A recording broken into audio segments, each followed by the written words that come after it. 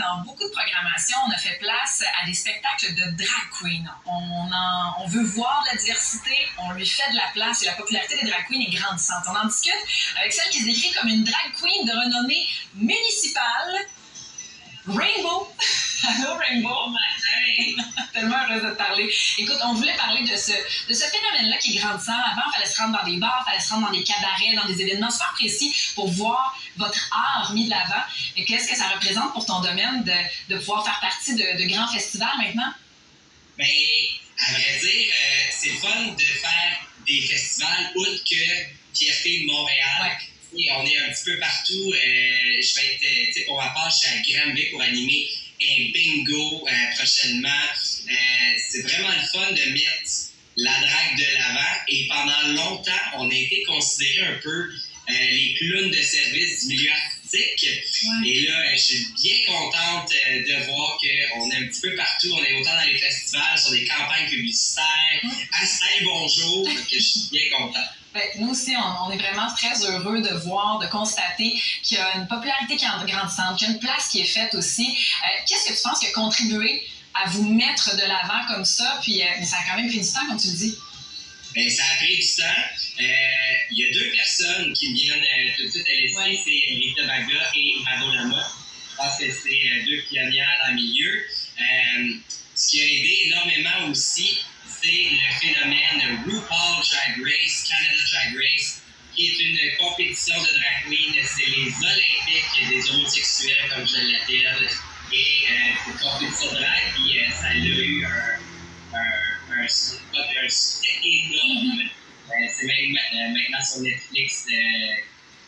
C'est vraiment cool. Ouais, vous rayonnez vraiment partout. Est-ce que tu as l'impression maintenant, parce que tu le disais, là, tu te produis à Granby, bon, tu es au Comédia Fest, oui, tu es à Montréal également, mais est-ce que tu as l'impression que ton public est plus large ou différent d'avant? Mon public, c'est sûr que pendant la pandémie, pour ma part, on a fait beaucoup de pour la part de plusieurs drag queens, nos publics sont élargis parce qu'on a fait beaucoup de virtuels, on a été rejoints autant des enfants que des adultes. Je te dirais là maintenant que mon public, c'est vraiment très, très varié. J'en ai une, je vais faire un petit shout-out à la belle Gaëlle là, qui a 2 ans et qui est une fan de Rainbow. Oh, mais c'est ça, c'est que tu vas donner l'étincelle comme ça à des plus jeunes grâce à ce que tu fais. Mais toi, tu l'as eu comment, l'étincelle, pour te lancer là-dedans? Mais moi, j'ai toujours aimé les comédies musicales, j'ai toujours aimé les spectacles, les costumes et comme on peut le voir dans la vidéo présentement, j'étais backup dancer. Donc, je dansais pour les dragues et à chaque fois que je sortais de scène, j'étais comme, il me semble que j'aurais fait des numéros comme ça, comme ça, comme ça. Et il y a une drague à un moment donné qui a dit, fais-le. Fait que j'ai embarqué sur la scène, j'ai mis les bas culottes, la perruque et la magie s'est opérée. On le voit que tu es passionné par ce que tu fais, tellement passionné qu'il y a la scène, mais il y a également un podcast que tu as lancé avec ta grande amie Mona de Grenoble. Vous allez d'ailleurs enregistrer un épisode devant le public du Comédia Fest le 12 août prochain. Qu'est-ce qui vous avait donné envie au départ de vous diriger vers le format podcast? De plus en plus, je pense que faut viser vers le web, il faut aller se mettre de l'avant sur le web. Et c'est un projet pandémie aussi dans un sens qui a finalement perduré et qu'on a enregistré devant le public. Oui, on est bien contents d'enregistrer ça. On a la liberté de dire tout ce qui nous passe par la tête. Et là, j'ai bien peur de l'extrait que vous allez mettre. On va garder ça juste en image. C'est correct, ça? On va éviter les gens à aller voir le podcast. Mais il est quand même tôt là, ce matin. Je veux qu'on parle d'un autre des spectacles, en fait, qui s'amène ce soir. C'est un spectacle que les gens vont pouvoir voir dans le cadre de Fierté Montréal. C'est le spectacle Majestix.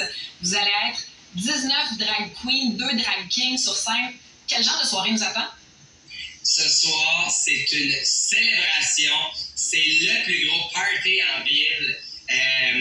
On est chanceux cette année avec le spectacle Majestic d'avoir la plage horaire du samedi soir pour les dragues de Montréal. À vrai dire, il y a plus que 19 drag queens dans le spectacle. Il y a des danseurs. On est au moins là, 70 artistes. Wow. Ça, le spectacle, c'est un spectacle sur l'esplanade du Stade olympique. C'est gratuit, c'est contribution volontaire à l'arrivée du site. Et j'ai regardé le show list un petit peu plus tôt cette semaine et on y retrouve de tout ce soir dans le spectacle. Il y a des surprises aussi qui n'ont pas été annoncées. Ça va être bien excitant, j'ai vraiment très hâte. Donc, un méga party. Ce qui est génial, c'est que vu que tu t'es levé pour nous ce matin puis ton maquillage est déjà pas mal fait, tu viens de te sauver un peu de préparation pour ce soir. C'est quand même pratique. Ben, à vrai dire, veux-tu la vérité ou le mensonge? La vérité, ça, c'est sûr. La vérité, j'avais un spectacle hier soir, je me suis couché avec mon maquillage, j'ai remis du rouge à lèvres ce matin et je suis gorgeous et je vais démaquiller, me remaquiller un petit peu plus tard. Par curiosité, ça prend combien d'heures te préparer là, pour un spectacle, mettons, comme ce soir? C'est beaucoup trop long de se préparer pour une fois. Ça prend en moyenne entre 90 minutes à 2 heures pour ma part, parce que j'ai une passion aiguë pour le maquillage. Je suis contente et j'aurais fait la même chose que toi de garder le maquillage la veille. Vraiment, Rainbow. Oui, je me suis probablement couché à l'heure que vous êtes levé pour l'émission ce matin. Un immense merci dans ce cas-là de justement avoir été du rendez-vous puis d'avoir accepté de nous parler de tout ce que tu fais, de tout ce qui est beau maintenant dans le domaine des drag queens, qui est mis de l'avant comme ça au grand public. Je suis très heureuse de t'avoir parlé. Je vous remercie encore une fois et vous avez réalisé une partie de mon rêve. Moi, mon rêve de carrière, c'est d'animer la météo à Saint-Concours. Et là, je peux dire que j'ai 50% de mon rêve qui est fait ce matin.